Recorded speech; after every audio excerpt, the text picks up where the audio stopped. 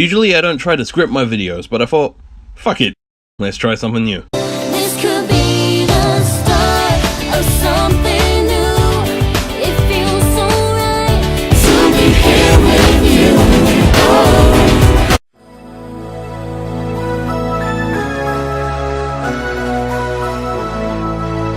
This right here is for all me Jamaican brethren around the world. SSX free. This fucking game. I love it. I love it so much that I want to take it on a date to a nice expensive restaurant, then sleep with it, and like after 3 years of dating we get married and start a happy family. In all seriousness though, I honestly have a soft spot for this game, and it's probably my favorite game of all time, tied with Jack 2 Renegade and Def Jam 5 for New York. So back in 2005, I had just come back from spending Christmas with my family that live in Samoa. My uncle, who was living with us at the time, had this new console called an Xbox, and up until this point I actually thought that the PlayStation was the only line of consoles available on the market. I was dumb. Anyway, back on track. He had an Xbox with 2 games, Halo and SSX free. Now, since I was like 9 at the time, my uncle knew I didn't like FPS games much from playing Doom 2 years prior. The game I was allowed to play at any time, he said, was SSX. So being the idiot that I was, I ended up borrowing his Xbox and staying up for countless nights playing the game. Mum, if you're watching this and you're still wondering why I'm into video games as much as I am, blame Uncle Joe. This game came out in October 2003 on the 6th generation of consoles. That means it came out on the PS2, the OG Xbox, and the GameCube. So this game is pretty old. The most convenient way to play this game nowadays, at the time of recording this at least, is to buy yourself an Xbox One and get the original Xbox version from the store, digitally. I mean, it runs in HD, so you don't have to worry about like dusting off your old console and busting out some HD converter for your fucking console. The only real downside that I found of the original Xbox version of the game is that the controller was not made for these sort of games in mind, and by that I mean games that primarily utilize the 4 shoulder buttons of the PlayStation controller. A key example of this in this game would be executing the grab move called a nifty shifty. On the PS2 version of the game, this grab can be executed by pressing all 4 shoulder buttons and square at the same time. Sounds pretty simple, right?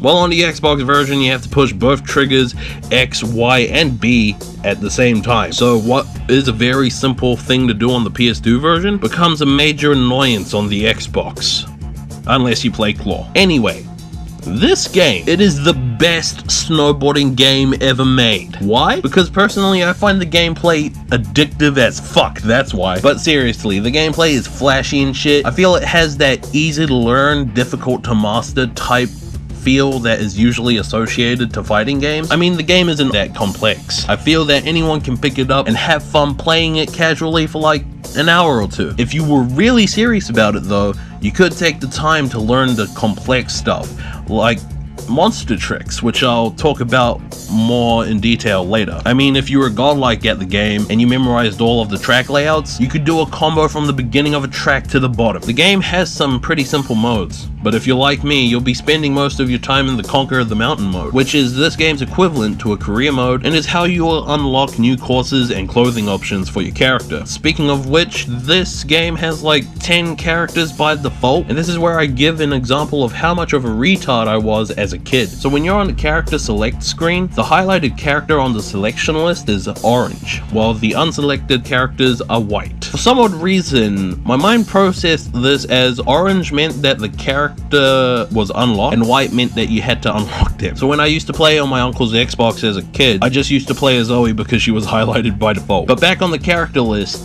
there is 10 characters by default. My favorite is Mac, mainly because he's a wigger and I laugh at him. Can you say bling bling bling bling bling? Yeah man, I conquered this sucker.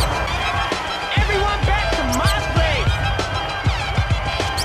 There are other characters as well that you can unlock, but they're really just skins. Anyway, back on topic. This game has like 5 event modes to choose from once you're in the Conquer the Mountain mode, and there are specific courses made for these game types. There's races, which is pretty self-explanatory. Get to the finish as fast as you can and make sure that you're in first. Slopestyle, which is similar to a trick attack in the Tony Hawk series, where you try and score as much points as you can. Big Air, which is sort of the same as Slopestyle, but instead of going down an entire track, it kind of takes the format of the skateboard Mega Ramp events at the X Games, where you just get like one huge gap to pull off some zesty trickery and then hit a quarter pipe at the end to add that final banger. The last of the competitive modes is Super Pipe, which is your standard snowboard half pipe event, but because of the arcade style of the game, this becomes what is personally my favorite mode to dig around on. But if you don't feel like competing in the competitive circuit events, you can just freeride around the mountain, completing freeride challenges and finding collectibles. You can actually unlock the additional tracks by doing just freeride challenges and getting a certain amount of collectibles for each peak if you wanted to. If you haven't noticed by now, most of the footage I recorded is mainly on the trick-based events, as racing is my weak point when it comes to this game. Now, that meter that's on the right side of the screen is the boost meter. When it's not filled up completely, you'll do some pretty basic grab tricks, but when it is filled completely, it'll turn yellow and you will enter Uber Zone 1. Here, when you tweak a grab trick, you'll turn that grab into an Uber trick. Spell out the word Uber and you enter Uber Zone 2. Here you can do more complex Uber tricks, and if you do certain combos involving said Uber tricks, you'll do what's called a monster trick. Now, monster tricks can be pretty simple and pretty complex, depending on which one you want to execute. I'll just list off all the ones I know how to do off by heart. First, there's the Chemical Brother, which is a double backflip bar hop to a late mute. The Executioner, which is a frontside triple backflip 180 SSX or assist. The Yellow Card, which is a backside 900 matriculator. Aphrodite, which is a triple backflip Superman. The Swollen Member, which is a backside 720 torpedo.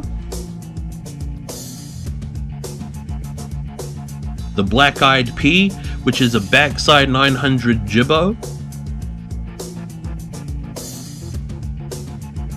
And lastly, out of the ones that I do know, there is the Autopilot Off, which is a double backflip vacation to a late nifty shifty. With that last one, I will be repeating a point that I stated from earlier. The Autopilot Off monster trick is really simple to do on the PS2 version of the game, but when it comes to the Xbox version, it's just really annoying. I mean, I won't say it's harder to do on the Xbox, it's just more of an inconvenience. Anyway, back to the boost meter. You spell out the word Super Uber and you will enter Uber Zone 3. Now in Uber Zone 3, you pretty much have unlimited boost and your boost meter won't decay, or you won't lose your Uber Zone status when you bail. This game's soundtrack. Oh my god, the game's soundtrack. I will admit that this game, along with Burnout 3 and Need for Speed Underground 2, shaped my taste in music. I'm pretty sure that if I never played any of these games, or the music was turned off in said games, I would not be into the sort of music that I'm into today. Also, I probably would never have picked up the drums.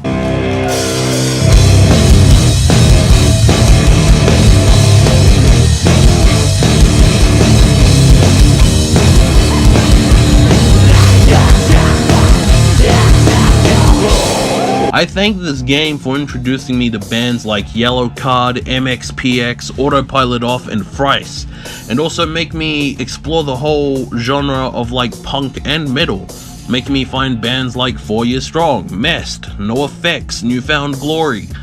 Look, I'm just listing punk bands here, but honestly, this game has a nice variety of music, varying from like hip hop to hard rock, and even some house music. If you want to give it a listen, I'll leave a couple of links to the playlist in the description. Give it a listen, because it's fucking sick, bruv! This game also has some good sound design as well, and it sounds even better thanks to it using that THX shit.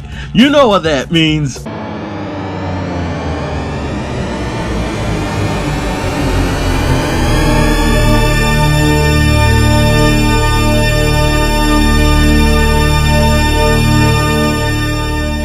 But enough of me talking about how great this game is. I'm going to talk about the primary point of this video. This is one of the games that got me into gaming as a whole, along with a couple others that I'll do videos on in the future. And you know you're really invested into a game when you buy it a total of 7 times. Yeah, I bought SSX free 7 times over the course of my 22 years of existence. I bought it 4 times on the PS2 because I played the game so much that the disc ended up not working. Then I bought the game 3 times on Xbox. I bought myself a physical copy, gave it to a friend, I never got it back.